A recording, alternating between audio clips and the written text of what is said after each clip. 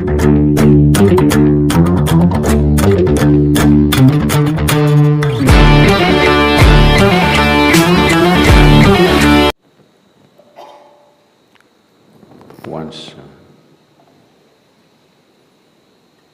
you walk the spiritual path, this question and this struggle of how much of spiritual process should I do and how much of whatever is called as life I should do.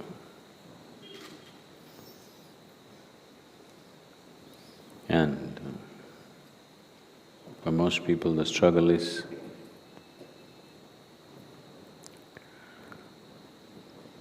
when they're involved in their day-to-day materialistic functions of life, they will long for the spiritual process. If you give them a spiritual process, they will long to go back to their materialistic way of life. So how much of what or how should I do these two things? You should do your materialistic life. When we say materialistic, that which concerns and satisfies one's physical body and one's mind is materialistic life. It's not right to divide this, but anyway, invariably people divide it. So that which satisfies your body and your mind, how much of it you should do or how you should do means you must do it like you're going to live forever.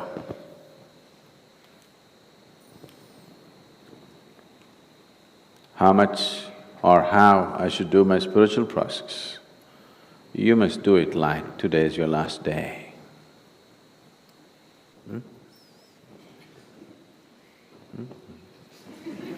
Which way is it? Now, on a certain day, a hunter caught a little bird, a tiny little bird. And he was about to take its life.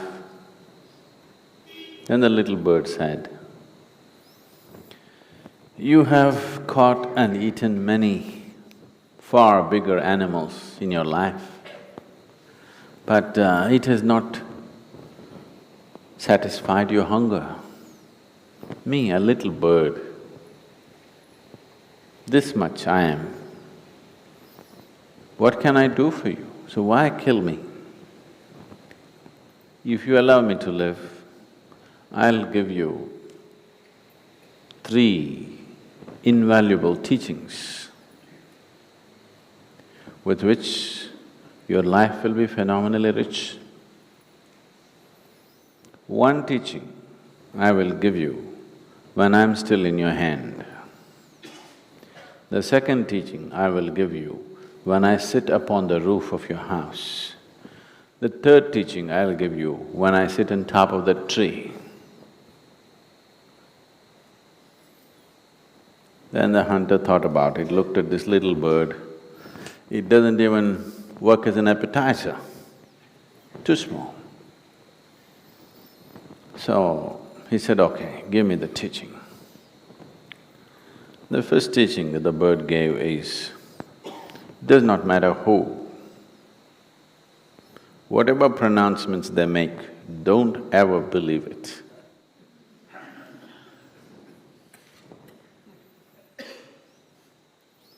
Took off from his hand, went and sat on top of the roof.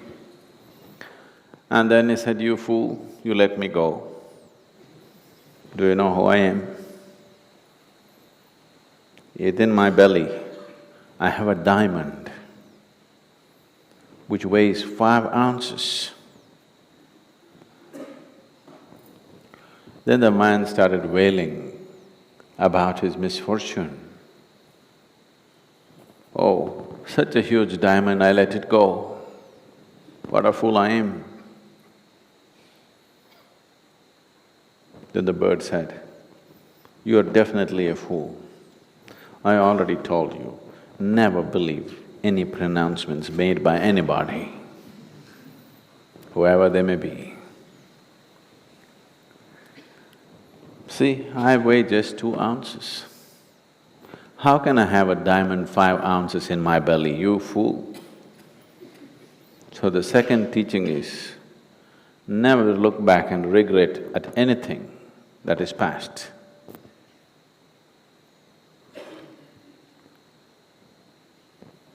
And then flew and went and sat on top of the bird. The men started screaming and wailing, "No, I missed the diamond, now you're telling me not to regret, you fooled me." And the bird went and sat there and waited. Then he recovered, "Okay, never regret for what has happened. Okay, tell me, what's the third teaching?" The bird said, "Anyway, you did not listen to the first 2. What is the use of the third? Never waste your energies and wisdom upon those who don't listen." That's the third teaching, and flew away. Now, whatever I say,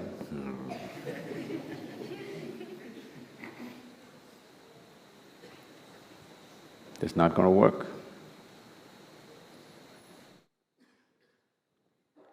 Now, your materialistic life, you must live it as if you're going to die today.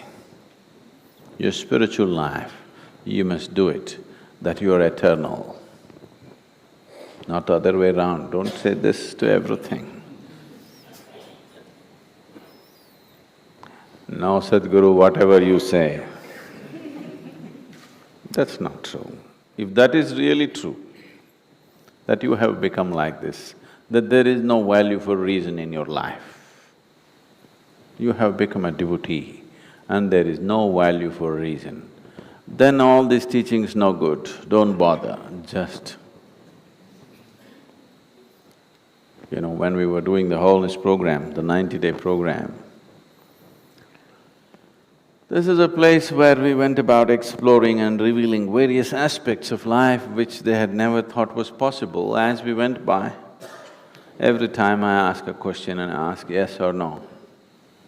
After some time, some of them at least, their logic was completely defeated. They said, "There's no point, Sadhguru, we saying yes, no, no good. We're yes and yes." When I came one day, they had written on a big board, "Sadhguru, yes and yes."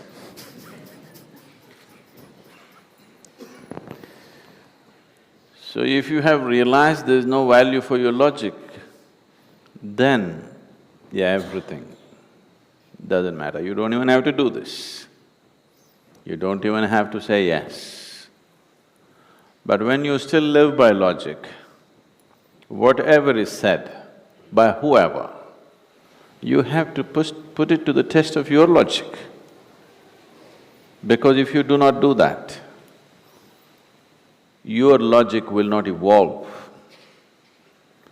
Logic is a horrible thing if it is in a rudimentary condition. If you refine your logic, it can be the way to your liberation. It can be a stepping stone to your liberation if you refine it. If it's in a rudimentary condition, it is a horrible thing. It blocks you from everything, it makes you suspicious about everything. It will not let you experience anything. So, you've not given up your logic, have you? You're not listening, that's why. If you live your materialistic life like you're going to live forever, what will you do? You will buy 1,673 pairs of shoes. I went to somebody's house in the United States and I was sitting in their house and then I needed to use the bathroom. So I went and opened the door thinking that is the bathroom. I opened, it was a large room, about, let's say, one segment of this hall like this, and it was full of shoes. Hundreds of pairs of shoes. I looked, are they in some kind of shoe business? Then I came out and the lady of the house was trying to guide me to the bathroom. Then I asked, what are all those shoes? She said, oh, no. Not 2 dozens, hundreds of shoes. No. I'm buying shoes for 12 lifetimes I've bought and kept, just in case when I come back. If the shoe price is high in my next life, I've already bought them and kept.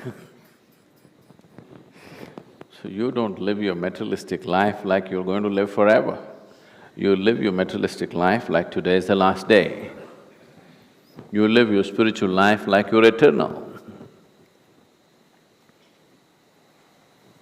So without listening, without applying your logic, don't say yes, unless you become just yes and yes.